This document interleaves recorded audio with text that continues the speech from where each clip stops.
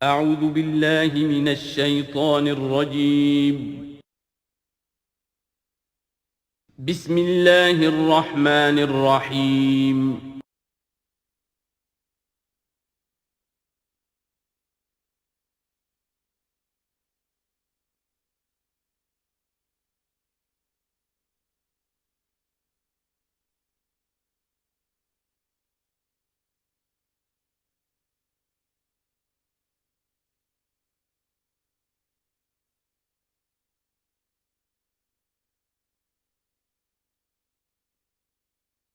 نحمده ونصلي على رسوله الكريم اما بعد فاعوذ بالله من الشيطان الرجيم بسم الله الرحمن الرحيم واتل ما اوحي اليك من كتاب ربك لا مبدل لكلماته ولن تجد من دونه ملتحدا واصبر نفسك مع الذين يدعون ربهم بالغداة والعشي يريدون وجهه ولا تعد عيناك عنهم تريد زینة الحیاة الدنیا ولا تطع من اغفلنا قلبه عن ذکرنا واتبع هواه وكان امره فرطا وقل الحق من ربكم فمن شاء فليؤمن ومن شاء فليكفر انا اعتدنا للظالمين نارا احاط بهم سرادقها صدق اللہ العظیم۔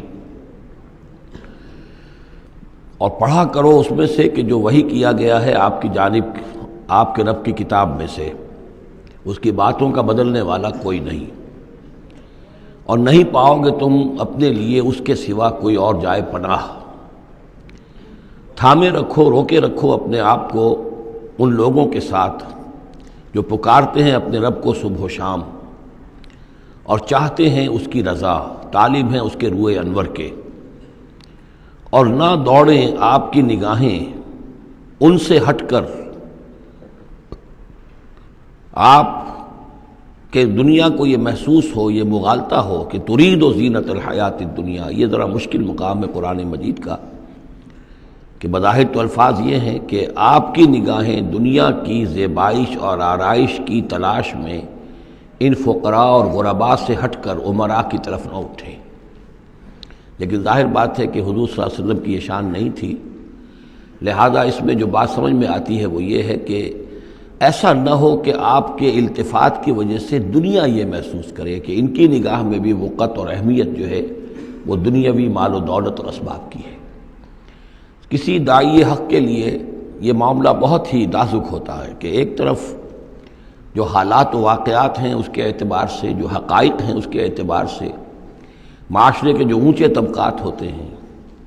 جو وہاں سرداری یا کسی اور طرح کی سربراہی کے منصب پر فائز ہوں یا ان کے پاس فراوانی ہو دولت کی، اب ظاہر بات ہے کہ ان کا ایک اثر و رسوخ ہوتا ہے معاشرے میں۔ ان میں سے کوئی ایک شخص ایمان لے آئے تو وہ بہت سے لوگوں کے برابر ہو جائے گا، جیسے حضرت عمر رضی اللہ اور ابو جہل کو حضور نے دونوں کو پیش کیا اللہ کے سامنے کہ اللہ ان میں سے ایک کو ضرور میری جھولی میں ڈال دے۔ ظاہر بات ہے کہ اس سے اسلام کو تقویت حاصل ہوگی، اور اس سے یہ ہے کہ جن مسلمانوں پر کا قافیہ تنگ ہوا ہے، جن کو ستایا جا رہا ہے، اگر کوئی بڑا آدمی ایمان لے آئے گا تو ان کو بھی سہارا ملے گا، جیسے کہ حضرت عمر اور حضرت حمزہ کے ایمان لانے کے بعد جو غرباء تھے، فقراء تھے اور جو غلام تھے انہیں ستایا جا رہا تھا، انہیں کچھ ریلیف ملا ہے۔ اس حوالے سے ایک طرف تو اس کی ضرورت ہوتی ہے کہ ان کی طرف توجہ کی جائے، التفات رکھا جائے، تاکہ اگر وہ ایمان لے آئے تو اس سے ایمان کو بھی تقویت ہو، اسلام کو تقویت ہو، مسلمانوں کو بھی فائدہ پہنچے۔ دوسری طرف یہ اندیشہ ہوتا ہے کہ غرباء کا دل نہ دکھے، تیسری طرف یہ کہ لوگ یہ نہ سمجھیں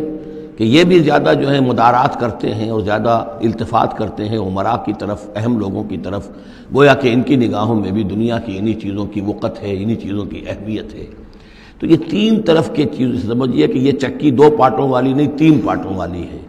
کہ جس میں کوئی داعی جو ہوتا ہے وہ اس مخمصے میں آ جاتا ہے کہ ایک طرف تقاضا یہ ہے خود تحریک کا، دعوت کا، اس جد و جہد کا، اس کے تقاضے یہ ہیں کہ ان کی طرف التفات ہو، ان کی طرف توجہ کی جائے تاکہ ان میں سے کچھ لوگ ایمان لے آئیں تو کام میں سہولت حاصل ہو، مدد حاصل ہو، لیکن دوسری طرف یہ منفی دو اثرات بھی موجود ہیں۔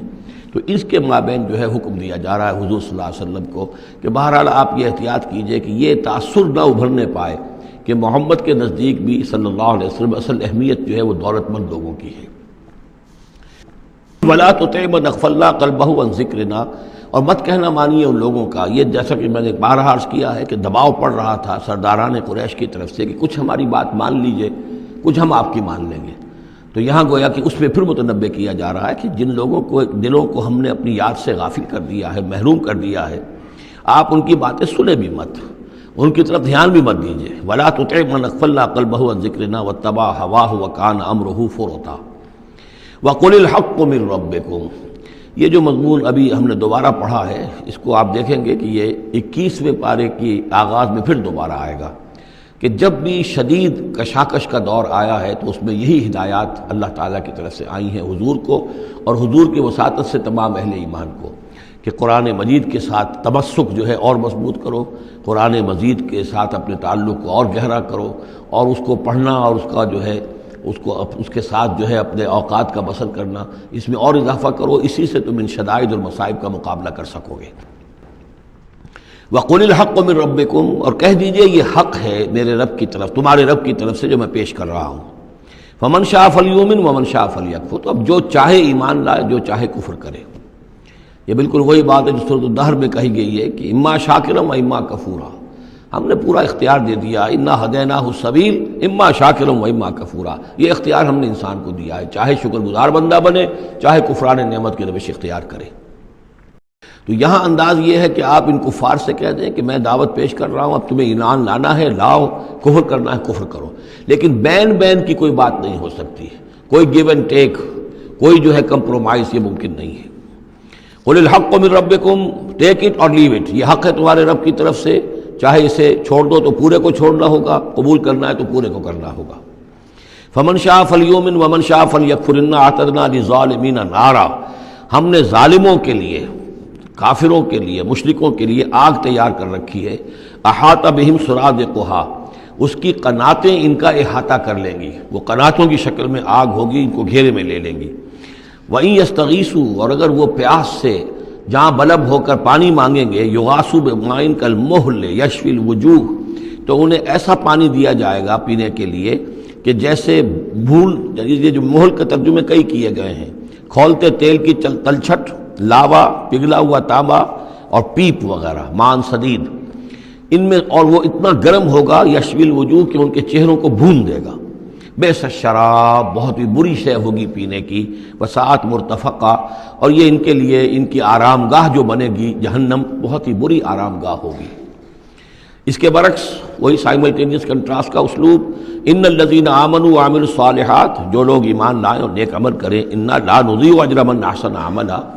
ہمارا یہ اصول نہیں ہے کہ جو لوگ اچھے عمل کریں ان کے اجر کو ہم ضائع کر دیں، ان کا اجر بھرپور انہیں ملے گا۔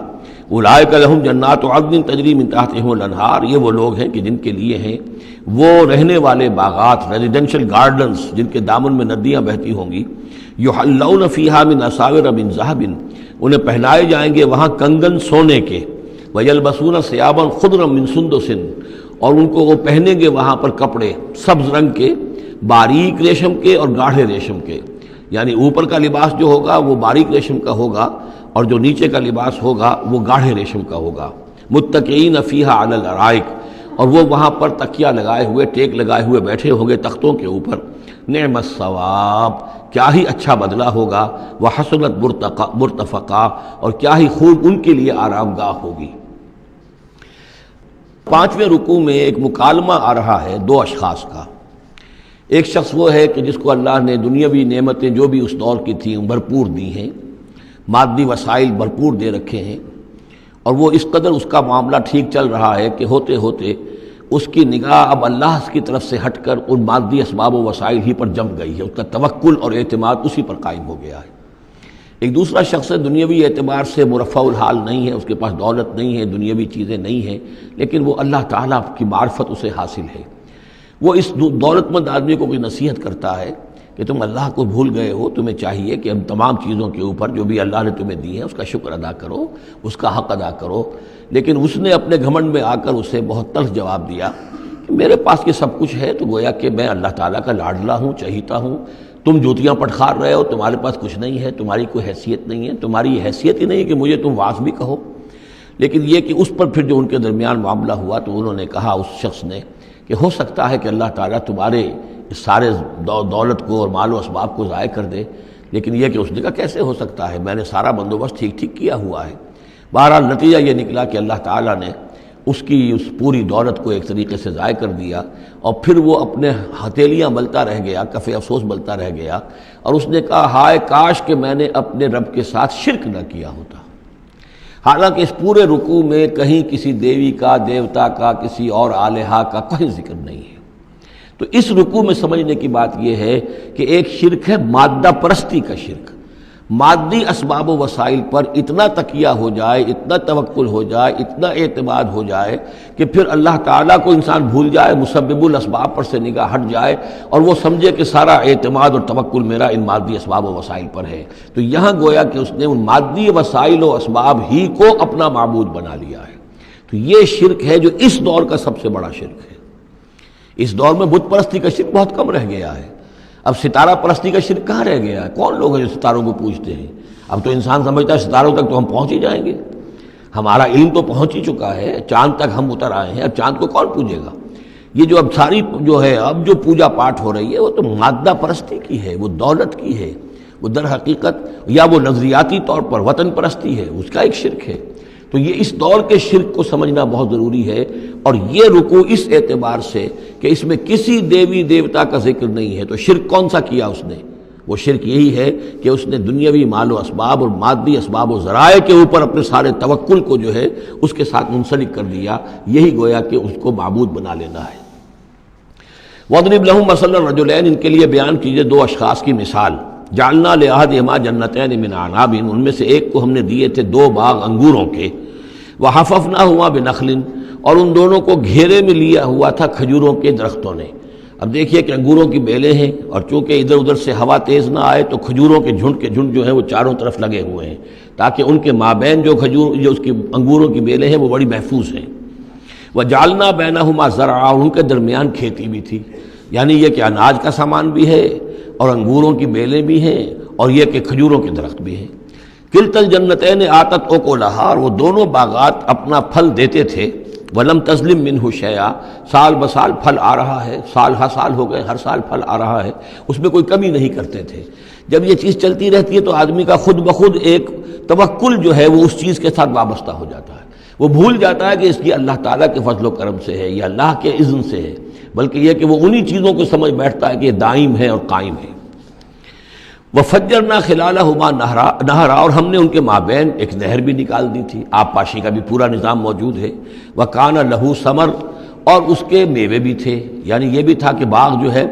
پھلا ہوا اس وقت، انگور بھی ہیں اور کھجور بھی جو ہے درخت جو ہیں لدے ہوئے ہیں۔ اور ایک اس کا مفہوم یہ بھی ہے میرے نزدیک جو زیادہ راجح ہے کہ اس کو اولاد بھی اللہ نے خوب دی تھی۔ جیسے درختوں پر پھل لگتا ہے تو انسان کے لیے اس کی اولاد جو ہے اس کے پھل کی حیثیت رکھتی ہے، تو گویا کہ اس کو اولاد بھی ملی تھی۔ فقال لصاحبہ وہو یحاورہ، تو کہا اس نے اپنے ساتھی سے، ان سے وہ گفتگو کر رہے تھے، آپس میں گفتگو کر رہا، انا اکثر منک مالا واعز نفرا، میں تم سے کہیں بڑھ کر ہوں مال میں اور نفری میں۔ اب یہ نفری کے حوالے سے میں نے کہا نا لہو ثمر، اس کے بیٹے بھی تھے، اولاد بھی تھی، تو اس کے حوالے سے وہ نفری کی بات بھی کر رہا ہے، میرے بازو بھی بہت ہیں۔ وَدَخَلَ جَنَّتَهُ، اور وہ داخل ہوا اپنے باغ میں، وَهُوَ ظَالِمٌ لِنَفْسِهِ، اور وہ اپنے جان پر ظلم کر رہا تھا، یعنی اسی گمراہی کے اندر مبتلا تھا۔ قَالَ مَا أَظُنُّ أَن تَبِيدَ هَٰذِهِ أَبَدًا، انہوں نے کہا میں نہیں سمجھتا کہ یہ باغ بھی کبھی اجڑ سکتا ہے۔ کیا مجھے دھمکا رہے ہو کہ اللہ تعالیٰ جو ہے کہیں تم میری یہ دولت سلب نہ کر لے؟ دیکھو میں نے کھجوریں کس حساب سے یہاں پر لگائی ہیں کہ کوئی اگر آئے بھی، کوئی باد سرسر آئے یا کوئی اور بھی ہوا کا تیز لو کے جھونکے آئیں تو وہ میری انگوروں کے بیلوں تک نہ پہنچے۔ یہ گویا کہ سینٹینلز کھڑے ہوئے ہیں، کھجور کے درخت جو ہیں وہ روک رہے ہیں۔ پھر میں نے یہاں پہ آب پاشی کا نظام ہے، میرے نہر چلی ہوئی ہے۔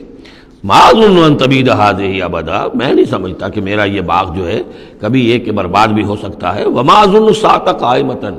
اور یہ جو تم قیامت وغیرہ کی بات کر رہے ہو، اول تو میرا گمان نہیں ہے کہ کوئی قیامت کھڑی ہونے والی ہے۔ وما اظن الساعة قائمة، میں نہیں سمجھتا کہ یہ قیامت ہونے والی ہے۔ ہاں ڈکوسلے سے ہیں،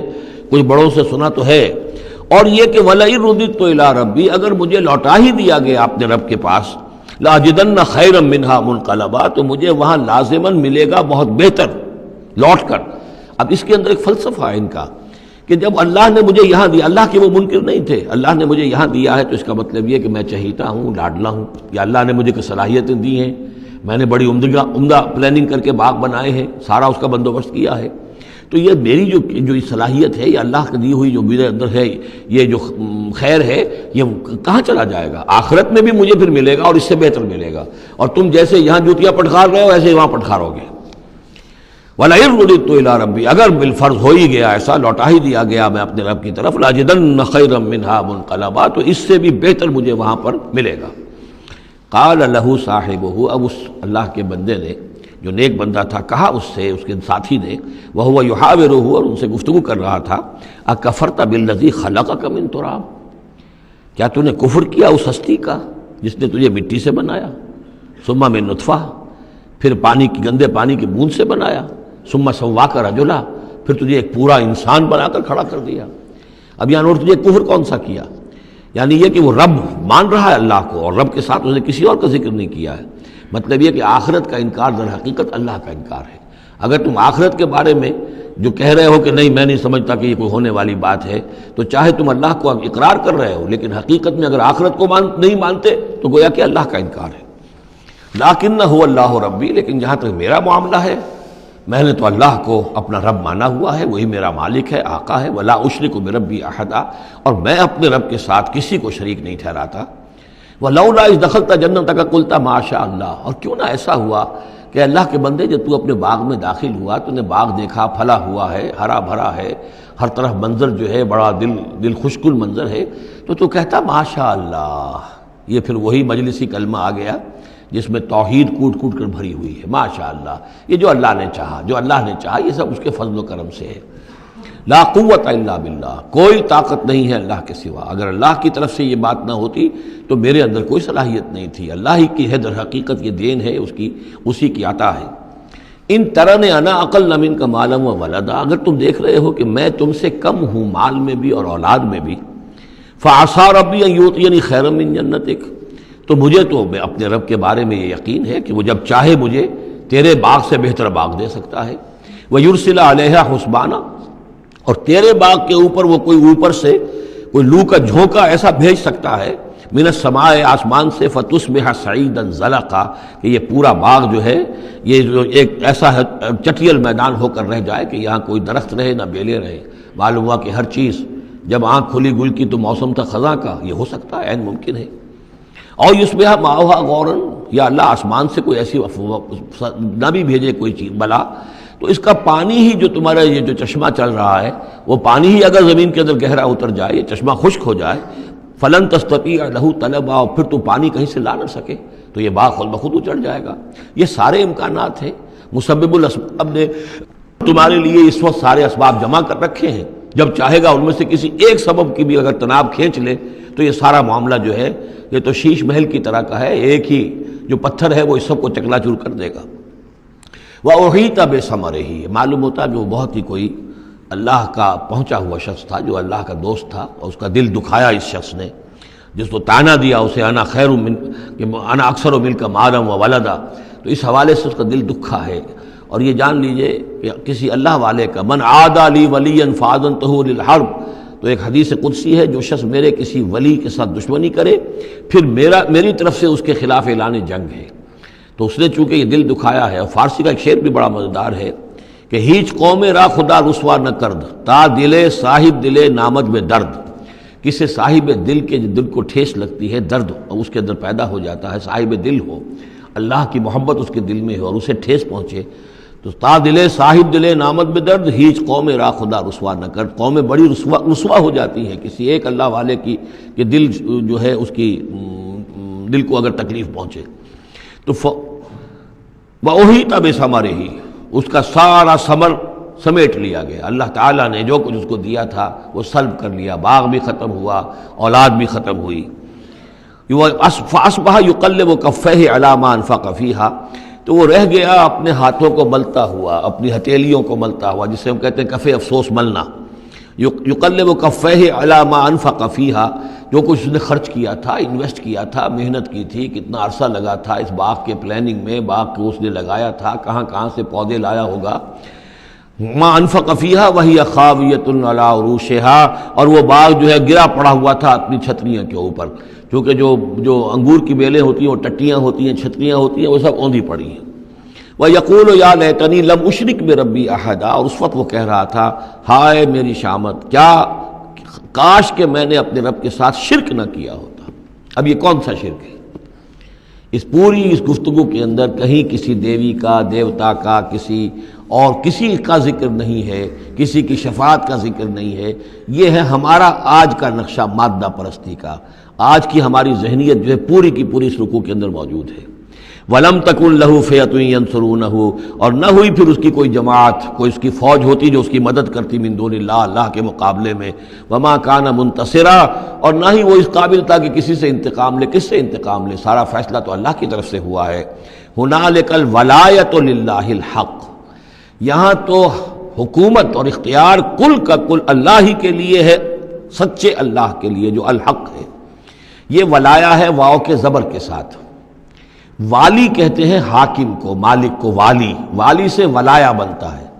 ولی کہتے ہیں دوست، پشت پناہ، اور اس سے ولایا بنتا ہے، ولایت باہمی۔ اللہ ولی الذین آمنوا یخرجہم من الظلمات الی النور، اور الا ان اولیاء اللہ لا خوف علیہم ولا هم یحزنون، یہ ولایت ہے واو کے زیر کے ساتھ۔ اور والی ہونا کسی کا، فلاں ملک کا والی فلاں تھا، یعنی وہاں کا حکمران تھا، بادشاہ تھا، تو یہاں کی بادشاہی، یہاں کا اختیار، هنالک الولایۃ للہ الحق، کل ولایت اللہ ہی کے حق میں ہے۔ ہوا خیر ثوابا و خیر عقبا، یقیناً وہی بہتر ہے انعام دینے والا، اور وہی بہتر ہے نتیجے کے اعتبار سے، عاقبت کے اعتبار سے۔ وَاضْرِبْ لَهُم مَثَلَ الْحَیَاةِ الدُّنْیَا، اور ان کے لیے ذرا بیان کیجئے ایک مثال دنیا کی زندگی کے لیے۔ کَمَاءٍ أَنزَلْنَاهُ مِنَ السَّمَاءِ، جیسے پانی کہ ہم نے اتارا آسمان سے، فَاخْتَلَطَ بِهِ نَبَاتُ الْأَرْضِ، اس کے ساتھ رل مل کر زمین کا جو سبزہ ہے وہ نکل آیا۔ فَأَصْبَحَ حَشِيمًا تَذْرُوهُ الرِّيَاحُ، اب یہ ایک لمبی بات ہے جسے مختصر کیا گیا کہ پھر کچھ عرصے کے بعد وہ سبزہ جو ہے وہ زرد پڑ جاتا ہے، پھر دھوپ کے اندر سوکھ کر پیلا ہو گیا، پھر چورا چورا ہو گیا، پھر وہ چٹیل زمین کی زمین رہ گئی۔ تو زندگی کا یوں سمجھیے کہ جیسے فصل لے لیجئے، کھیت کے اندر آپ نے بیج ڈالے ہیں، ہل چلایا ہے، پانی دیا ہے، اب فصل ہے، لہرا رہی ہے، ہریاول ہے، بڑا دل خوش کن منظر ہے۔ کچھ دنوں کے بعد اسی فصل کے اوپر جو زردی آ جاتی ہے، پھر وہ پک گئی ہے، اس کے بعد وہ کٹ جاتی ہے، کٹنے کے بعد پھر وہی منظر وہی ہے، وہی ویران منظر ہے، اور کہیں کہیں جو ہے وہ جو بھی توڑی کے تن کے کچھ پڑے ہوئے ہیں، اللہ اللہ خیر صلی اللہ۔ یہ جو سائیکل ہے، یہ پلانٹ لائف کی سائیکل ہے، 3 مہینے کی ہے، 4 کی ہے، 6 کی ہے، 7 کی ہے، یہی ہے نا۔ لیکن یہی سائیکل ایک بڑے پیمانے پر انسانی زندگی کی ہے۔ ایک بچہ پیدا ہوا، اس وقت جو ہے بڑی خوشیاں منائی گئیں، پھر وہ بڑا جوان ہوا، قوی ہوا، طاقت والا ہوا، پھر اس کے اوپر ادھیڑ ابھر آ گئی، بال میں سفیدی آ گئی، چہرے پر جو ہے وہ جھریاں پڑنی شروع ہوئیں، اس کے بعد پھر اس پر موت وارد ہوئی، پھر اسے قبر میں اتار دیا گیا، وہ مٹی سے تھا اور مٹی میں جا کر مل گیا۔ ایک ہی سپین ایک چل رہا ہے، سائیکل چل رہا ہے۔ یہ انسانی زندگی کا سائیکل ہے، اور یہ جو نباتاتی زندگی کا سائیکل ہے، فرق اس میں کچھ نہیں ہے۔ اوپر سے پانی آیا اور زمین کا سبزہ نکل آیا، اوپر سے روح آئی ہے، اور ہمارے یہ اجساد اس زمین سے نکلے ہوئے ہیں۔ ان دونوں نے مل کر ہمیں اس حیات دنیاوی کی ایک شکل دے دی ہے۔ روح اوپر سے آئی ہے، زمینی شے نہیں ہے۔ بولے روح من امر ربی، اور یہ کہ زمینی طور پر جو بھی کچھ ہے، جو نظام ہے یہاں کا، اس میں یہ ہمارا جسم بنتا ہے اپنے ماؤں کے پیٹوں میں، اور پھر یہ روح کے ساتھ مل کر اس دنیا کی زندگی کے اندر ایک جو ہے ایک وقفہ امتحان جو ہے اس کو بسر کر رہا ہے۔ وَاضْرِبْ لَهُم مَثَلَ الْحَیَاةِ الدُّنْیَا، ان کے لیے دنیا کی زندگی کی مثال بھی بیان کیجئے، کَمَاءٍ أَنزَلْنَاهُ مِنَ السَّمَاءِ، جیسے کہ پانی جو ہم نے اتارا آسمان سے، فَاخْتَلَطَ بِهِ نَبَاتُ الْأَرْضِ، تو پھر اس کے ساتھ سبزہ جو ہے زمین کا رل مل کر نکل آیا، فَأَصْبَحَ حَشِيمًا، پھر وہ ہو گیا چورا چورا، تَذْرُوهُ الرِّيَاحُ، کہ جنہیں ہوائیں لیے اڑتی ہیں، اڑتی پھر رہی ہیں۔ وَكَانَ اللَّهُ عَلَىٰ كُلِّ شَيْءٍ مُقْتَدِرًا، اور یہ اللہ تعالیٰ جو ہے ہر شے پر قادر ہے۔ اس کے لیے جیسے یہ سائیکل چل رہا ہے تمہارا نباتاتی، ایسے ہی حیواناتی ہے، ایسا ہی تمہارا انسانی زندگی کا ہے۔ المال والبنون زینت الحیات الدنیا، یہ زینت کا لفظ 3 مرتبہ اس صورت میں آیا ہے، اور یہ اس کا عمود ہے، میں بتا چکا ہوں آپ کو۔ انا جعلنا ما علی الارض زینۃ لہا لنبلوہم ایہم احسن عملا۔ پھر آیا ترید و زینت الحیات الدنیا، اے نبی دیکھیے کہ ان لوگوں کو گمان نہ ہو کہ محمد بھی دنیا کی زندگی کی زیبائش اور آرائش ہی پر ریجھے ہوئے ہیں، معاذ اللہ صلی اللہ علیہ وسلم۔ اب یہاں فرمایا یہ دنیا کی زندگی جو تمہاری ہے، اس میں اولاد اور مال یہ تمہارے لیے زیبائش ہے، آرائش ہے، لیکن کتنی دیر کی؟ صرف اس زندگی کا معاملہ ہے، اسی کے لیے یہ ساز و سامان ہے جو برت لوگے، یہ رشتے جو ہیں یہ بھی یہاں ہی کے لیے ہیں۔ آخر میں تو ظاہر بات ہے کہ پھر جو ہے تمہیں اکیلے جا کر پیش ہونا اللہ کی عدالت میں، نہ کوئی باپ تمہارا ساتھ دے گا، نہ کوئی بیوی ساتھ دے گی، نہ کوئی بیٹا ساتھ دے گا۔ کلہم آتی ہے یوم القیامت فردا، اگلی سورۃ جو ہے سورہ مریم، اس کے اندر یہ بات آ رہی ہے، اکیلے اکیلے جو ہے پھر وہ اپنا پورا محاسبہ جو ہے اس کو فیس کرنا ہے۔ المال والبنون زینت الحیات الدنیا، مال اور بیٹے یہ دنیا کی زندگی کی رونق ہے۔ والباقیات الصالحات، باقی رہنے والی تو نیکیاں ہیں۔ نیکی کوئی کمائی ہے اس 30 سال میں، 40 سال میں، 50 سال میں، تو ان کے لیے بقا ہے، مال کے لیے کوئی بقا نہیں ہے۔ الباقیات الصالحات خیر عند ربک ثواب و خیر عملا، وہ یقیناً بہتر ہیں تیرے رب کے نزدیک ثواب کے اعتبار سے، بدلے کے اعتبار سے بھی، اور توقع اور امید کے اعتبار سے۔ امید اگر کوئی لگانی ہے تو یہ مال اسباب سے نہ لگاؤ، امید اگر لگانی ہے تو اولاد سے نہ لگاؤ، امید لگانی ہے تو کوئی نیکی اگر ہے اور آخرت میں اس کا اجر و ثواب کی توقع ہے تو تمہارے لیے سہارا جو ہے اصل بننا چاہیے وہ۔ وَيَوْمَ نُسَيِّرُ الْجِبَالَ، اب یہ قیامت کا نقشہ کھینچا جا رہا ہے، اور جس دن کہ ہم چلائیں گے پہاڑوں کو، وَتَرَى الْأَرْضَ بَارِزَةً، اور تم دیکھو گے کہ زمین بالکل ننگی ہو گئی ہے، کوئی اونچائی نہیں رہی، کوئی نیچائی نہیں رہی، کوئی اونچ نہیں، کوئی ٹیڑھ نہیں، کچھ نہیں، سیدھی چٹیل پہاڑ چل جائیں گے تو ظاہر بات ہے کہ یہ اونچائیاں ختم ہو جائیں گی۔ وَحَشَرْنَاهُمْ، اور ہم ان سب کو جمع کریں گے، وَلَمْ نُغَادِرْ مِنْهُمْ أَحَدًا، اور ان میں سے ایک کو نہیں چھوڑیں گے، کوئی بھی نسل انسانی کا جو حضرت آدم سے لے کر اور قیامت کے آخری ساعت تک جو لوگ بھی پیدا ہوں گے سب کے سب موجود ہوں گے۔ وَعُرِضُوا عَلَىٰ رَبِّكَ صَفًّا، وہ پیش کیے جائیں گے اپنے رب کے سامنے صفیں باندھے ہوئے۔ لَقَدْ جِئْتُمُونَا كَمَا خَلَقْنَاكُمْ أَوَّلَ مَرَّةٍ، یہ پہلے بھی مضمون آ چکا ہے، آ گئے ہونا ہمارے پاس جیسے کہ ہم نے پیدا کیا تھا پہلی مرتبہ۔ پہلی مرتبہ کب؟ عالم ارواح میں، وہ اکٹھے تھے سب کے سب۔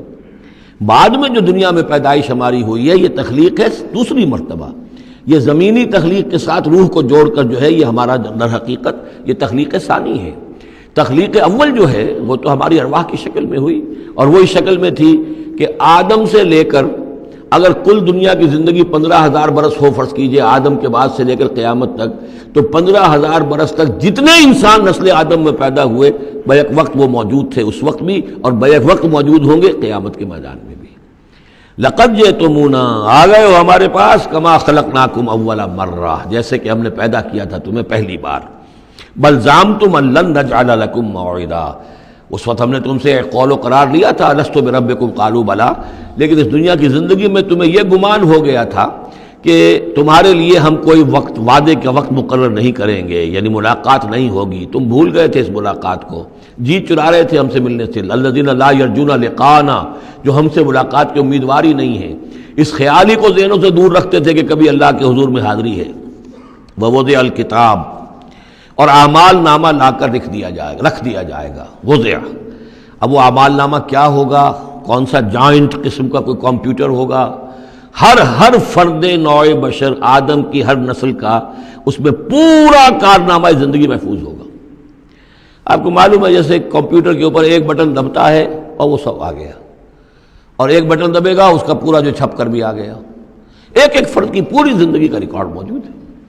جیسا کہ میں نے کئی بار عرض کیا، ان چیزوں کا ماننا اب جتنا آسان ہو گیا ہے، آج سے 100 برس پہلے ماننا اتنا آسان نہیں تھا۔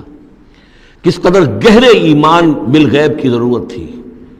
آج تو یہ چیزیں ہمارے حساب کتاب میں آ رہی ہیں، چھوٹے چھوٹے سے بٹن کی طرح کا تو ٹیپ ریکارڈر ہوتا ہے کہ آپ سے ملنے کے لیے کوئی آیا ہے، آپ کو پتہ ہی نہیں، اور اس کا جو بٹن ہے، جو کوٹ کا آپ بٹن سمجھ لیں، وہ ٹیپ ریکارڈر ہے، وہ آپ کے ساتھ جو گفتگو ہو رہی ریکارڈ ہو رہی ہے، آپ کو پتہ ہی نہیں۔ جو صورتحال یہ ہو چکی ہے، ذرا لگائیے کہیں پر اور آپ کو معلوم ہوگا کہ آپ کی ساری گفتگو سن لیجئے آپ۔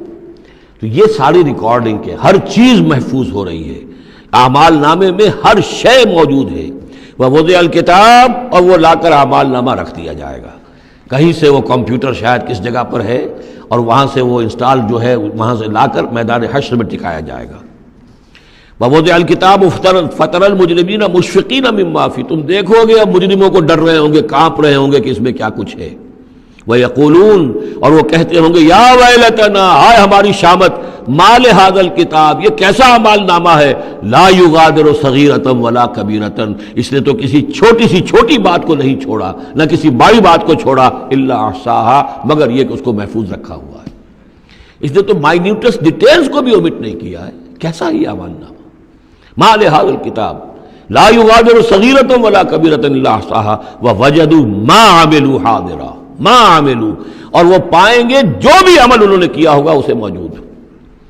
ولا یظلم ربک احدا، تیرا رب کسی پر ظلم نہیں کرے گا. یہ تمہارے اپنے اعمال ہیں. اب دیکھیے یہاں 6 رکوع ختم ہوئے، 7واں رکوع شروع ہو رہا ہے، اور 7ویں رکوع کی پہلی آیت سورہ بنی اسرائیل میں بھی یہی تھی، وَإِذْ قُلْنَا لِلْمَلَائِكَةِ اسْجُدُوا لِآدَمَ فَسَجَدُوا إِلَّا إِبْلِيسَ. بالکل ٹھیک درمیان میں سورہ بنی اسرائیل میں بھی 12 رکوع اس کے ہیں، 12 رکوع اس کے ہیں. سورہ بنی اسرائیل کی 111 آیات ہیں، سورہ کہف کی 110 آیت ہیں. یعنی یوں سمجھیے کہ نہایت حسین، متوازن، ہر اعتبار سے بہت ہی خوبصورت جوڑا ہے. اس کی نسبت زوجیت جو ہے اس سورہ بنی اسرائیل اور سورہ کہف کی بہت نمایاں ہے. میری ایک کتاب ہے، وہ اس میں آخری جو ہے اسی پر بحث ہے، قرآن حکیم کی صورتوں کا اجمالی تجزیہ، جس میں کہ اس کی نسبت زوجیت کو میں نے بڑی تفصیل کے ساتھ، اگرچہ بڑی اختصار ہے لیکن جامعیت کے ساتھ بیان کر دیا ہے. وَإِذْ قُلْنَا لِلْمَلَائِكَةِ اسْجُدُوا لِآدَمَ فَسَجَدُوا إِلَّا إِبْلِيسَ، اور جو یاد کرو جب کہ ہم نے کہا تھا فرشتوں سے کہ جھکو آدم کے سامنے، سجدہ کرو آدم کو، تو ان سب نے سجدہ کیا لیکن نہیں کیا ابلیس نے. کانا من الجن، اب یہاں وہ حقیقت کھول دی گئی جو بقیہ 6 جگہوں پر نہیں ہے، وہ جنات میں سے تھا. فَفَسَقَ عَنْ أَمْرِ رَبِّهِ، فا یہاں پر اب علت کو ظاہر کر رہا ہے. فرشتہ کبھی بھی اللہ کے حکم سے سرتابی نہیں کرتا، فرشتہ اللہ کے حکم کی نافرمانی نہیں کرتا. یفعلون ما یؤمرون لا یعصون اللہ ما امرهم. تو یہ جو نافرمانی اس نے کی ہے اس کی وجہ یہ ہے کہ وہ فرشتوں میں سے نہیں تھا، جنات میں سے تھا. کان من الجن ففسق عن امر ربہ، تو اس نے وہ نگل بھاگا اپنے رب کے حکم سے، یہ نافرمانی کی اپنے رب کے فرمان کی. افتتخذونہ وذریتہ اولیاء من دونی، تو سوچو اے اولاد آدم، کیا تم اس کو اپنا ولی بناتے ہو اور اس کی نسل کو، اس کی اولاد کو، اس کے چیلوں چاٹوں کو، اس کے ایجنٹوں کو، ان سے دوستیاں گاٹتے ہو، من دونی، مجھے چھوڑ کر. میں تمہارا خیر خواہ، میں نے تمہارے سامنے سارے فرشتوں کو جھکوا دیا، میں نے تمہیں خلافت عرضی عطا فرمائی، تم میری کریشن کا ماسٹر پیس، کلائمیکس، اور تم بدبختو، تم نے مجھے چھوڑ کر دوست بنایا اس شیطان لعین کو اور اس کے ایجنٹوں کو اور اس کی اولاد کو، چاہے وہ اس کے ایجنٹ جو ہیں وہ اس کے صلب سے ہیں، اس کی اولاد سے ہیں، اور یا یہ کہ انسانوں میں سے ہیں. افتتخذونہ وذریتہ اولیاء من دونی، کیا تم اسے اور اس کے اولیاء اور اس کی نسل کے لوگوں کو، اس کی اولاد کو ولی بنا رہے ہو مجھے چھوڑ کر. وہم لکم عدو، جبکہ فی الواقع وہ تمہارے دشمن ہیں. بئس للظالمین بدلا، کتنا برا بدل ہے کہ جو ان ظالموں نے اپنے لیے اختیار کیا ہے. اللہ کو چھوڑ کر ان کی نفاقت، اللہ کی دوستی چھوڑ کر اس شیطان لعین کی دوستی.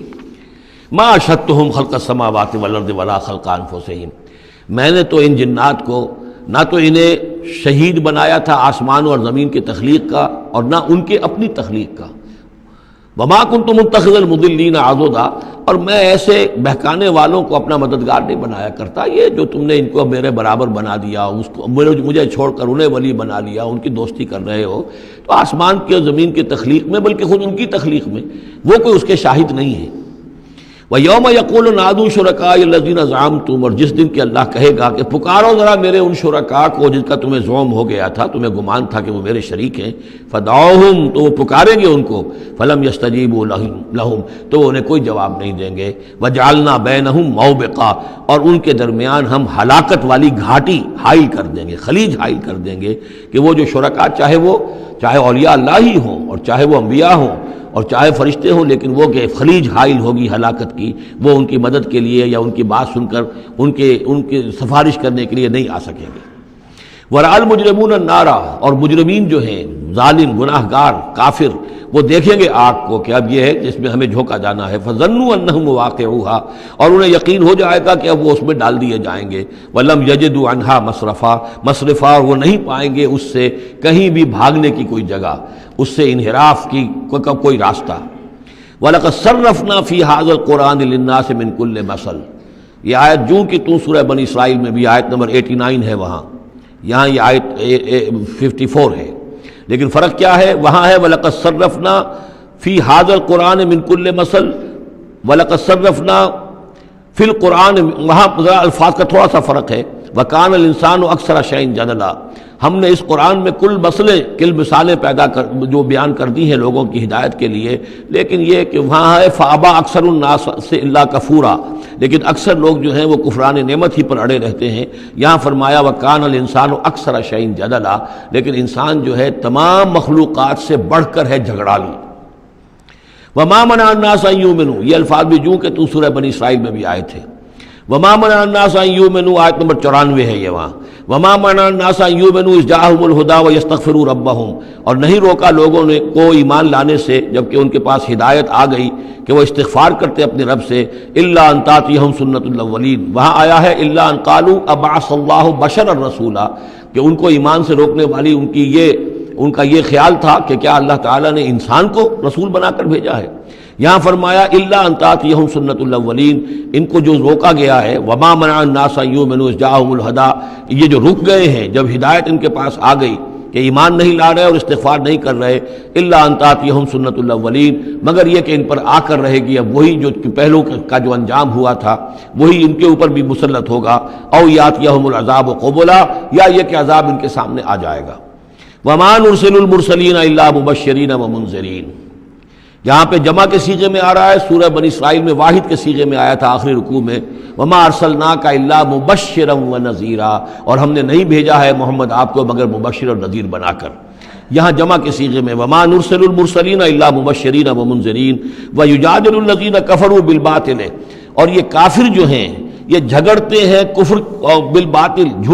جھوٹ کے لیے، جھوٹ کی طرف سے، لیدحضوا بہ الحق، تاکہ اس کے ذریعے سے حق کو بچلا دیں، حق کو ٹلا دیں، حق کو شکست دے دیں۔ یہ جھگڑ رہے ہیں، دلیل بازی کر رہے ہیں، مناظرے کر رہے ہیں، کٹ حجتیاں کر رہے ہیں۔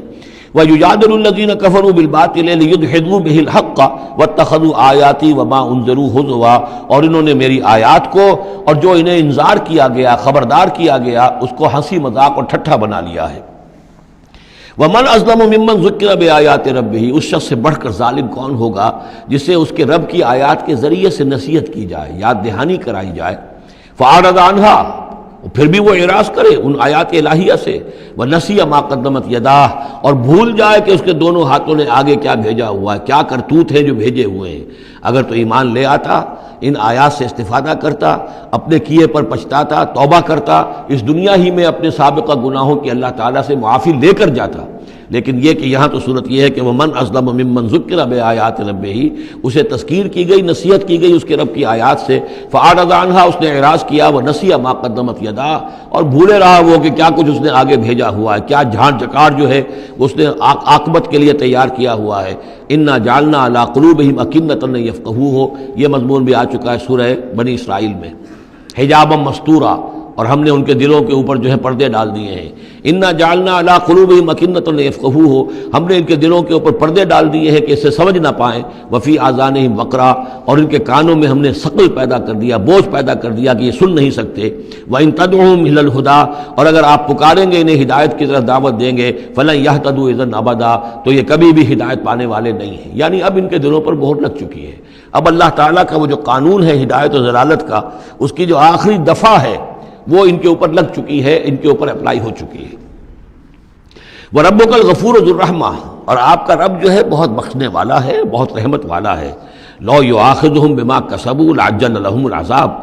اگر وہ جو کچھ بھی ان کی کمائیاں ہیں، جو کرتوت ہیں، ان کے اوپر فوراً مواخذہ کر لیتا تو بہت جلدی ان کو عذاب جو ہے بھیج دیتا۔ اس سے پہلے آ چکا ہے، پھر زمین کے اوپر تو کوئی ایک انسان بھی باقی نہ رہتا اگر فوری طور پر انسان کو جو ہے سزا دے دی جائے۔ لَعَجَّلَ لَهُمُ الْعَذَابَ، تو اللہ تعالیٰ یقیناً بہت جلدی دے دیتا ان کو عذاب۔ بل لَهُم مَوْعِدٌ، نہیں، ان کے لیے ایک وقت ہے، وعدے کا وقت ہے جو معین ہے۔ لَن يَجِدُوا مِن دُونِهِ مَوْعِلًا، وہ اس سے کہیں سرکنے کی جگہ نہیں پائیں گے۔ جب وہ اجل آ جائے گی، جب وہ موعد آ جائے گا، جو وعدے کا وقت آ جائے گا، پھر جیسے پہلے ہم پڑھ چکے ہیں، لا يستقدمون ولا يستاخرون، نہ اب آگے جا سکیں گے نہ پیچھے۔ وَتِلْكَ الْقُرَىٰ أَهْلَكْنَاهُمْ لَمَّا ظُلَمُوا، اور یہ وہ بستیاں ہیں جن کا کہ ذکر ہم قرآن مجید میں بار بار کر چکے ہیں. یہ احقاف کے اندر جو لوگ آباد تھے، اور یہ جو حجر میں لوگ تھے، اصحاب الایکا تھے، وہ عمورہ اور صدوم کی بستیاں تھیں. وَتِلْكَ الْقُرَىٰ أَهْلَكْنَاهُمْ لَمَّا ظَلَمُوا، ہم نے ان کے رہنے والوں کو ہلاک کیا جبکہ انہوں نے ظلم کی روش اختیار کی، شرک کی اور کفر کی روش اختیار کی. وَجَعَلْنَا لِمَهْلِكِهِمْ مَوْعِدًا، اور ان کی بھی ہلاکت اور بربادی کے لیے ہم نے ایک وعدے کا وقت معین کر دیا تھا. اس وقت معین سے پہلے عذاب ان پر بھی نہیں آ سکتا تھا. وَإِذْ قَالَ مُوسَىٰ لِفَتَاهُ لَا أَبْرَحُ حَتَّىٰ أَبْلُغَ مَجْمَعَ الْبَحْرَيْنِ أَوْ أَمْضِيَ حُقُبًا. اب یہ دو رکوع ہیں کہ جن میں حضرت موسیٰ علیہ السلام کے ایک سفر کا ذکر ہے. روایات میں جو بات معلوم ہوتی ہے، اور وہ اس قرآن مجید کے بیان کے ساتھ وہ چیز مطابقت رکھتی ہے، اس لیے بیان کر رہا ہوں کہ حضرت موسیٰ کو اللہ تعالیٰ نے حکم دیا کہ فلاں جگہ پر جاؤ اور وہاں تمہیں ہمارا ایک بندہ ملے گا،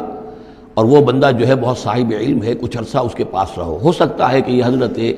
موسیٰ علیہ السلام کا بھی ابتدائی دور ہو نبوت کا، اور جیسے کہ اللہ تعالیٰ نے ہمیں معلوم ہے روایات سے 3 برس تک جو حضور صلی اللہ علیہ وسلم کی تعلیم کا بندوبست کیا ہے، ایک فرشتہ جو ہے مستقل جو ہے آپ کے ساتھ رہا ہے. اسی طریقے سے شاید اللہ تعالیٰ نے کسی یا تو فرشتے کو، جسے ہم خضر کہہ دیتے ہیں، یہ بھی کوئی یقین کے ساتھ معلوم نہیں کہ وہ خضر علیہ السلام، قرآن میں ان کا نام نہیں ہے. یہ بھی رائے ہے کہ وہ فرشتے ہیں، یہ بھی رائے ہے کہ وہ انسانوں میں سے کوئی انسان ہے جن کو اللہ تعالیٰ نے بہت لمبی عمر دے دی ہے. جیسے جن کو دے رکھی ہے ایک ابلیس کو، تو انسانوں میں سے ایک اچھے اپنے نیک اور اپنے پسندیدہ اور برگزیدہ انسان کو بھی اس نے بہت بڑی عمر دے رکھی ہے، وہ حضرت خضر ہے. واللہ عالم، اس کے بارے میں کوئی تفصیل ہم نہیں جان سکتے. لیکن یہ کہ حضرت موسیٰ علیہ السلام سے کہیں کسی جگہ پر ان کو یہ خیال آ گیا کہ شاید اس وقت روئے ارضی پر سب سے زیادہ علم جو ہے اللہ تعالیٰ نے مجھے عطا کیا ہے. لیکن اس کے لیے پھر ذرا تعدیباً اور تربیتاً اور تعلیماً اب انہیں کہا گیا کہ فلاں ہمارا بندہ فلاں جگہ جاؤ، تمہاری ملاقات ہوگی، کچھ دیر اس کے پاس رہو اور دیکھو کہ وہ اس سے کیا حکمت تم سیکھ سکتے ہو. اب اس کے لیے حضرت موسیٰ نکلے ہیں اپنے نوجوان ساتھی خادم کے ساتھ، یوشع ابن نون ان کو ساتھ لے کر. وَإِذْ قَالَ مُوسَىٰ لِفَتَاهُ لَا أَبْرَحُ حَتَّىٰ أَبْلُغَ مَجْمَعَ الْبَحْرَيْنِ، اور جب کہا موسیٰ نے اپنے اس نوجوان ساتھی سے جن کا نام یوشع ابن نون ہے کہ میں نہیں باز آؤں گا یہاں تک کہ چلتا رہوں اور پہنچ جاؤں مجمع البحرین تک، جہاں پر کہ دونوں دریا مل جاتے ہیں، او امضیہ حقبا، یا پھر میں چلتا رہوں گا، چاہے وہ مجھے سینکڑوں برس گزر جائیں میں چلتا رہوں گا. بتایا گیا تھا مجمع البحرین پر وہ ملے گا، اور خاص نشانی اس کی بتا دی گئی تھی کہ ہمارا وہ بندہ وہاں ملے گا تمہیں.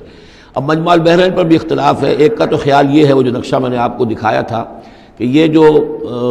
ریڈ سی ہے، اس کی جو 2 کھاڑیاں ہو جاتی ہیں، تو ان کا جو مقام اتصال ہے گویا کہ وہاں بھیجا گیا کہ یہاں پر. لیکن صحیح رائے زیادہ جو ہے وہ یہ ہے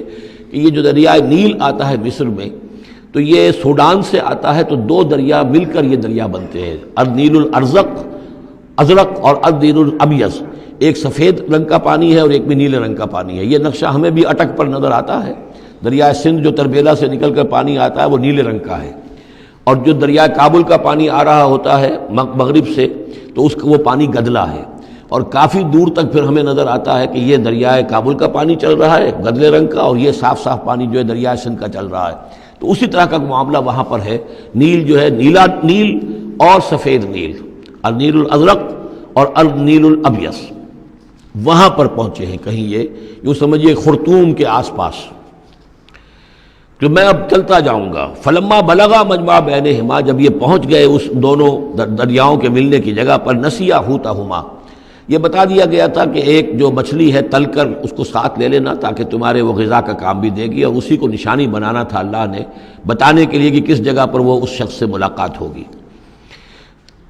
جب وہ پہنچے ان دونوں کی مجمع کے مقام پر، نسیا حوتہما، تو انہوں بھول گئے اپنی اس مچھلی کو. فاتخذ سبیلہ فی البحر سربا، اور وہ مچھلی جو ہے وہ زندہ ہو کر، حالانکہ بھنی ہوئی تھی تلی ہوئی تھی، وہ زندہ ہو کر اور اس نے وہ سرنگ سی بنا کر اور سمندر میں چلی گئی. فلما جاوزا، اب یہ نقشہ جو ہے یہ ان کے جو ساتھی تھے یوشع ابن نون، انہوں نے دیکھا ہے اپنی نگاہ سے کہ یہ معاملہ ہوا ہے، لیکن یہ کہ اس کا تذکرہ کرنا حضرت موسیٰ علیہ السلام سے بھول گئے. فلما جاوزا، جب وہ وہاں سے آگے نکل گئے، قال لفتاه آتنا غداءنا، انہوں نے اپنے اس نوجوان ساتھی سے کہا، خادم سے، کہ بھائی ہمارا وہ کھانا لے آؤ، ناشتہ لے آؤ. لقد لقینا من سفرنا ھذا نصبا، اب ہمیں اس سفر سے کوئی تکان طاری ہو گئی ہے، ایگزاسشن ہو رہی ہے. اور یہاں یہ نقطہ بیان کیا ہے مفسرین نے کہ چونکہ اس اصل مقام سے آگے نکل آئے تھے اس لیے اب تکان ہوئی ہے، ورنہ جو مقام تک پہنچنا تھا وہاں تک انہیں تکان کا کوئی احساس نہیں ہوا۔ قال ارأیت اذ اوینا الی الصخرۃ، اس نوجوان نے یہ کہا خادم نے کہ آپ دیکھیے وہ جب ہم اس چٹان کے پاس تھوڑی دیر کے لیے رکے تھے سستانے کے لیے، فإنی نسیت الحوت، تو میں اس مچھلی پر نگاہ رکھنا بھول گیا، اس کی حفاظت کرنا بھول گیا، وما انسانی الا الشیطان ان اذکرہ، اور شیطان نے مجھے بلائے رکھا کہ میں آپ سے ذکر بھی نہیں کر سکا، واتخذ سبیلہ فی البحر، وہ تو زندہ ہو کر اور اس نے اپنا راستہ بنایا اور سمندر میں اتر گئی یا دریا میں اتر گئی، عجبا، بہت عجیب یہ واقعہ تھا جو پیش آیا تھا۔ قال ذالک ما کنا نبغی، اب حضرت موسیٰ نے کہا اسی کے تو ہم تلاش میں تھے، یہی تو نشانی بتائی گئی تھی کہ یہاں پر، اب چلو واپس وہیں۔ فارتدا علی آثارہما قصصا، تو وہ اب لوٹے اپنے نقوش پا کو دیکھتے ہوئے، چونکہ وہیں پہنچنا ہے اب جہاں پر کہ وہ مچھلی جو ہے وہ زندہ ہو کر اور دریا میں اتر گئی تھی۔ فوجد عبدا من عبادنا، اب جو وہاں پہنچے تو پایا ہمارے بندوں میں سے ایک خاص بندے کو، آتیناہ رحمتا من عندنا، ہم نے اسے رحمت عطا کی تھی خاص اپنے پاس سے، وعلمناہ من لدنا علما، اور اسے علم سکھایا تھا خاص اپنے پاس سے۔ یہ علم لدنی ایک اصطلاح ہے جو یہیں سے لفظ اخذ کیا گیا ہے۔ ایک علم وہ ہے جو ہم سیکھتے ہیں، جو بھی پڑھتے ہیں سیکھتے ہیں، تفسیر پڑھی ہے، عربی پڑھی ہے، نحو پڑھی ہے، فقہ پڑھی ہے، یہ علم حاصل ہو رہا ہے، یا جیوگرافی پڑھی ہے، تاریخ پڑھی ہے۔ ایک وہ علم ہے جو اللہ کسی کے دل میں ڈال دیتا ہے بغیر کسی مادی طور پر دنیاوی اعتبار سے کسی تحصیل علم کی مشقت سے گزرے ہوئے، اس کو علم لدنی کہتے ہیں۔ لدن کہتے ہیں نزدیک، لدن اللہ، لدنی، ہم نے اپنے پاس سے، اپنے خاص خزانہ فضل سے، خاص خزانہ فیض سے اسے علم عطا کیا تھا۔ ہم نے اسے رحمت بھی دی تھی، آتیناہ رحمتا من عندنا وعلمناہ من لدنا علما۔ قال لہ موسیٰ، ان سے کہا موسیٰ نے، هل اتبعک، اگر آپ اجازت دیں تو میں کچھ عرصہ آپ کے ساتھ رہوں، علی ان تعلمنی مما علمت رشدا، لیکن اس لیے اس شرط کے ساتھ کہ آپ مجھے بھی سکھائیں کچھ جو آپ کو علم دیا گیا ہے اور جو بڑی سعادت مجھے اللہ نے بتایا ہے کہ آپ کو اللہ نے بڑا عقل، بڑی سمجھ بوجھ اور بڑی حکمت عطا کی ہے۔ قال انک لن تستطیع معی صبرا، انہوں نے کہا کہ دیکھو تم میرے ساتھ رہ کر صبر نہیں کر سکو گے۔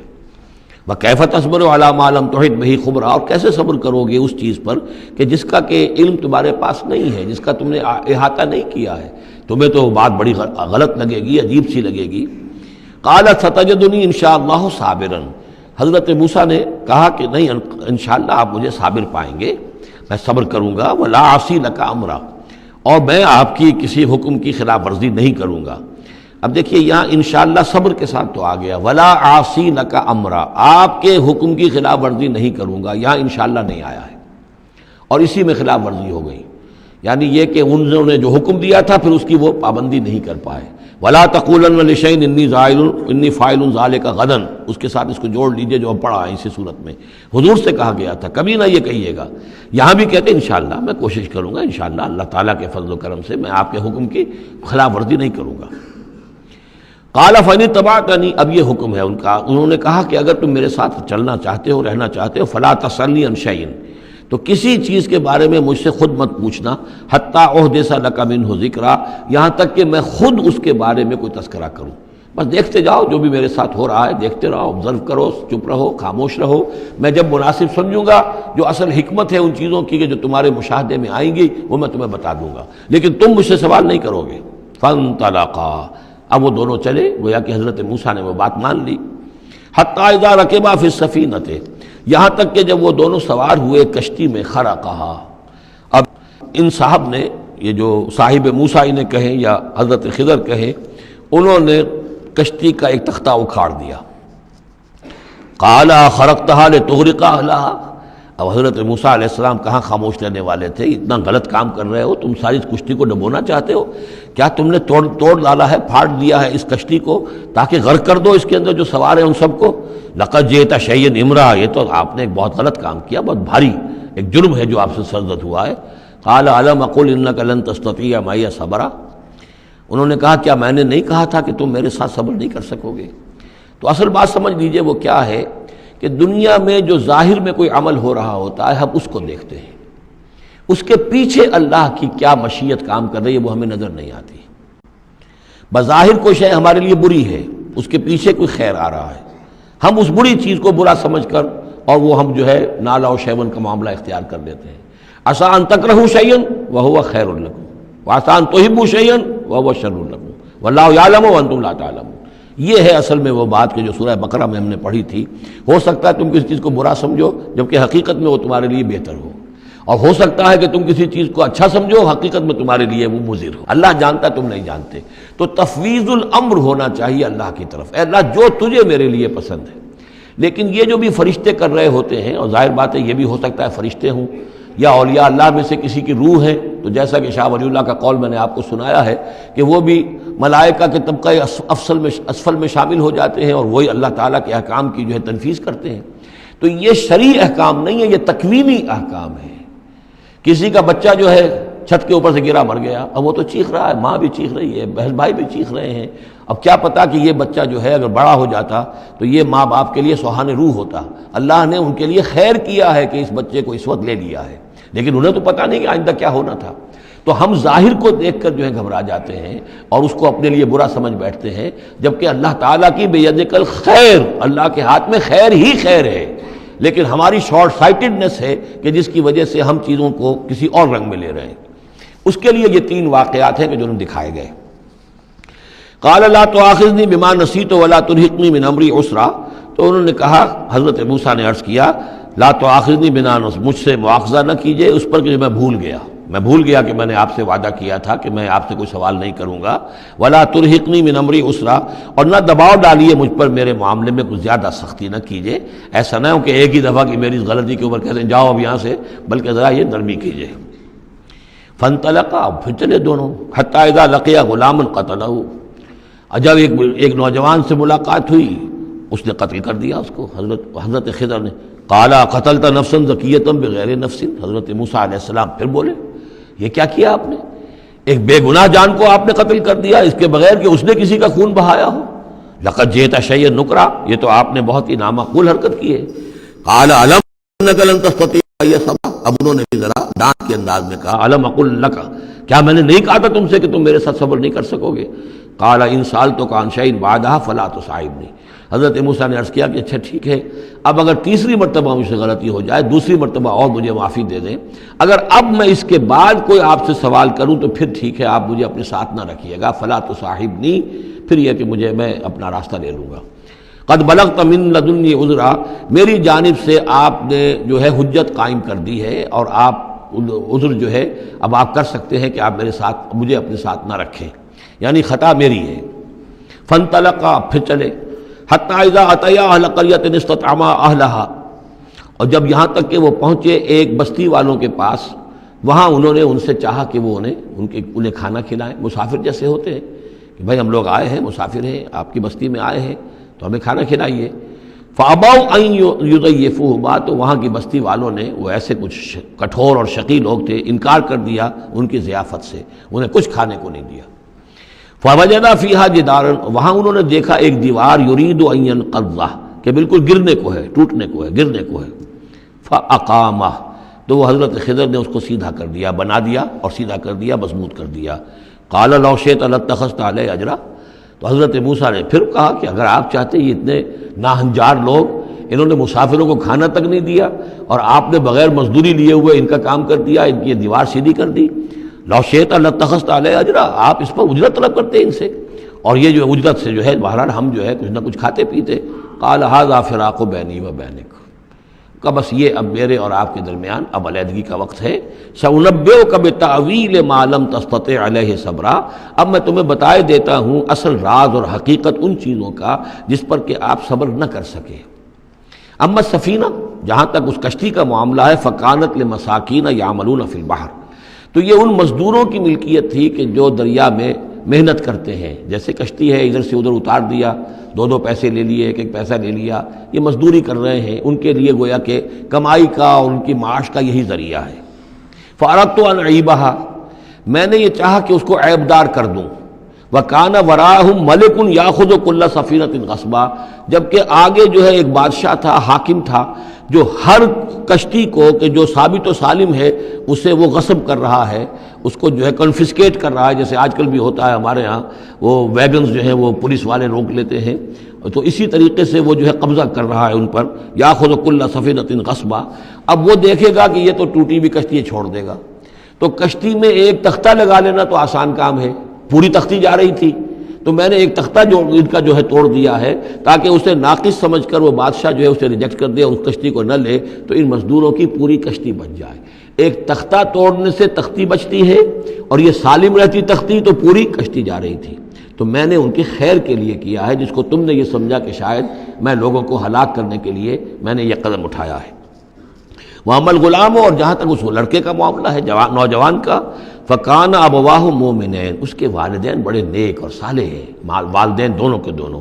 فَخَشِينَا أَن يُرْهِقَهُمَا طُغْيَانًا وَكُفْرًا، اب ظاہر بات ہے کہ حضرت خضر کو معلوم ہوگا کہ اس کے جینز اچھے نہیں ہیں، بڑے شرارتی قسم کے جین اس کے اندر ہیں، اور یہ جب جوان ہوگا تو یہ آوارہ ہو کر اٹھے گا اور بہت سخت ہوگا اور اپنے والدین کے لیے سوہان روح بن جائے گا۔ یرہقہما طغیانا و کفرا، ناشکری اور زبردستی کر کے ان کو عاجز کرے گا، ستائے گا۔ فاردنا یبدلہما ربہما خیرا منہ زکاۃ واقرب رحما، تو ہم نے یہ چاہا کہ ان کا رب ان کے لیے بدل دے، اس سے بہتر اولاد اسے دے، بیٹا دے دے کہ جو اس کے لیے پاکیزگی میں بھی اور شفقت اور رحمت میں بھی اس سے بہتر ہو، جو ان کے لیے بڑھاپے میں سہارا بن سکے۔ تو ہم نے صرف یہ کیا ہے کہ یہ بچہ جو ہے وہ یہ ساری چیزیں جو اللہ کے حکم سے میں کر رہا ہوں، یہ گویا کہ تکوینی امور ہیں جو ہو رہے ہیں، یہ تشریعی امور نہیں ہے، تم شریعت کے حوالے سے دیکھ رہے ہو، اور میں یہ تکوینی معاملات کر رہا ہوں اللہ کے حکم کے مطابق، اور یہ در حقیقت رحمت ہے، جس کو کہ لوگوں نے یہ سمجھا ہوگا جن کا بچہ جو والدین کا فوت ہو گیا تو ان کے اوپر تو پہاڑ ٹوٹ پڑا ہوگا غم کا، لیکن اصل میں اللہ تعالیٰ نے یہ ان کے خیر کے لیے کیا۔ وَأَمَّا الْجِدَارُ، اور جہاں تک اس دیوار کا معاملہ ہے، فَكَانَ لِغُلَامَيْنِ يَتِيمَيْنِ فِي الْمَدِينَةِ، تو یہ دو غلام لڑکوں کی دیوار ہے جو شہر میں رہتے ہیں۔ وَكَانَ تَحْتَهُ كَنْزٌ لَهُمَا، اور اس دیوار کی جڑ میں ان کے لیے ایک دفینہ ہے۔ وَكَانَ أَبُوهُمَا صَالِحًا، اور ان کا باپ جو ہے وہ بہت نیک آدمی تھا، باپ نیک تھا، عین وہ جو سمجھئے کہ کسی جوانی میں یا کوئی وقت جو ہے وہ اس کی موت کا وقت آ گیا، بچے چھوٹے چھوٹے تھے، اس نے کچھ اپنی پونجی جو ہے گھر کے اندر ایک دیوار کی جڑ کے اندر بنیاد کے اندر دفن کر دی، یہ بڑے ہو جائیں بچے یہ نکال لیں۔ اب چونکہ وہ نیک تھا لہذا اللہ تعالیٰ کی طرف سے اس کا اہتمام ہو رہا ہے، دیوار اگر اس وقت گر گئی ہوتی تو یہ خزانہ ظاہر ہو جاتا، اور ابھی وہ بچے جو ہیں وہ چھوٹے ہیں، تو لہذا یہ لوگ جو ہیں بستی والے کتنے ناہنجار ہیں جنہوں نے ہمیں کھانے کو نہیں دیا ہے، وہ کیا یتیموں کے اس مال کا لحاظ کریں گے؟ وہ سارا کا سارا اس مال کو قبضہ کر لیں گے۔ تو میں نے وہ دیوار بنا دی ہے۔ کان ابوہما صالحا، ان کا باپ بہت نیک آدمی تھا۔ فاراد ربک یبلغ اشدہما، تو آپ کے رب کا یہ فیصلہ ہوا کہ یہ دونوں بچے جو ہیں اپنی پوری جوانی کو، پختگی کو، بلوغت کو پہنچ جائیں، ویستخرجا کنزہما، اور پھر وہ اپنا خزانہ نکال لیں۔ رحمتا من ربک، یہ تینوں امور آپ کے رب کی رحمت کا منظر ہے۔ بظاہر جو بھی نظر آ رہا ہے، تو دنیا میں جو حالات و واقعات ہو رہے ہیں یہ حقیقت دنیا کے اعتبار سے ہم اس کے ظاہر کو دیکھتے ہیں، اور ظاہر کے حوالے سے ہی دل گرفتہ ہو گئے، رنجیدہ ہو گئے، نقصان ہو گیا، یہ ہو گیا، ہاں اے فلک پیر جواں تھا ابھی عارف، کیا تیرا بگڑتا جو نہ مرتا کوئی دن اور، مرثیوں پر مرثیے کہے جا رہے ہیں، یہ سب کچھ ہوتا ہے، لیکن یہ کہ یہ پتہ نہیں ہوتا کہ اللہ تعالیٰ کی طرف سے جو بھی ہے وہ خیر ہے، اسی میں بھلائی ہے۔ تو بندہ مومن کا کام کیا ہے؟ تفویض الامر الی اللہ، اپنے معاملات کو اللہ کے حوالے کر دے، راضی برضائے رب، جو اللہ کی طرف سے آیا کہ ہر چساقی ماریخت عین الطاف است، رحمتا من ربک، یہ سب کچھ رحمت تھا، رحمت ہے آپ کے رب کی طرف سے۔ وما فعلتہ عن امری، یہ میں نے اپنے جی سے نہیں کیا ہے، میرا فیصلہ نہیں ہے۔ یعنی یہ جو بھی تھے، چاہے فرشتے تھے اور چاہے کوئی نیک انسان ہے جنہیں اللہ نے بہت لمبی زندگی دے دی ہے، چاہے یہ کوئی روح ہے کہ جو انسانی شکل میں پھر آ گئی ہے، کہ جو اللہ تعالیٰ نے کسی ولی اللہ کی روح کو جو ہے وہ طویل زندگی دے رکھی ہے، کوئی بھی ہے، اس سے کوئی فرق واقع نہیں ہوتا، لیکن یہ کہ وہ در حقیقت کارکنان قضاء و قدر کی فوج میں ریکروٹ ہو گئے، وہ جو فیصلے کر رہے ہیں، جس کی تنفیذ کر رہے ہیں، اس کا شریعت سے تعلق نہیں ہے، وہ تکوینی امور ہے اللہ تعالیٰ کے۔ ذالک تعویل ما لم تستطع علیہ صبرا، یہ ہے تعویل، یہ ہے اصل حقیقت، یہ ہے اصل راز ان چیزوں کا جس پر کہ اے موسیٰ تم صبر نہ کر پائے۔ اب اس کے بعد جو ایک رکوع میں واقعہ آ رہا ہے ذوالقرنین کا، تو جو بھی 1-2 منٹ ہمارے پاس ہے اس میں میں تھوڑی سی تمہید بیان کیے دیتا ہوں کہ تو ایک سوال یہ بھی تھا کہ ذوالقرنین کون ہے، یہ کون ہے؟ یہ سمجھیے کہ اس صدی تک تقریباً 1300 برس تک ہمارے مفسرین ان کے علم میں نہیں تھا کہ کوئی اتنا بڑا بادشاہ رہا ہو جتنا بڑے بادشاہ کا ذکر ابھی ذوالقرنین کے حوالے سے آئے گا، تو لہٰذا لوگوں نے یہ سمجھا عام طور پر کہ سکندر اعظم، یہی معلوم تھا سکندر بہت بڑا فاتح تھا، وہ مقدونیہ سے چلا یونان سے اور دریائے بیاس تک آ گیا، تک کتنا بڑا، تو اس کو، لیکن یہ کہ اس کی سیرت و کردار جو ہے جو سکندر کی معلوم ہے اس کی کوئی مناسبت ذوالقرنین کے اس کردار سے نہیں ہے۔ ذوالقرنین اصل میں ایران کے بادشاہ تھے،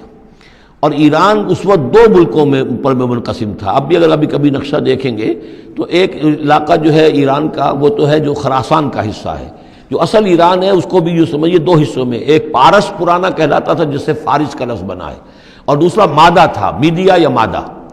تو یہ ایک شخص ایسے ابھرے کہ جنہوں نے ان دونوں کو ملا کر ایک حکومت بنایا، اور وہاں سے سلطنت ایران کا جو یوں سمجھیے کہ جو ان کا ایک سنہرا دور ہے، اور ان کی عظمت و سطوت جس کی کہ وہ بہت زیادہ جس پر فخر کرتے ہیں، اس لیے کہ ایرانی قوم بڑی نیشنلسٹ ہے، نسل پرست ہے، ان کے اندر اپنی تاریخ پر، اپنی روایات پر جو ہے وہ بہت ان کو فخر ہے۔ تو وہاں سے وہ دور شروع ہوا، اور انہوں نے پھر اس علامت میں کہ میں نے 2 ملکوں کو جوڑ کر ایک بنایا ہے، اپنے تاج کے اندر 2 سینگ لگا لیے تھے، اور وہ جو ہے ذوالقرنین یہ لقب ان کا ہو گیا تھا۔ اس کے حوالے سے سوال کیا گیا، اور اس کے بارے میں تفصیل جو اگلے رکوع میں آئے گی۔ بارک اللہ لی ولکم فی القرآن العظیم ونفعنی وإیاکم بالآیات والذکر الحکیم۔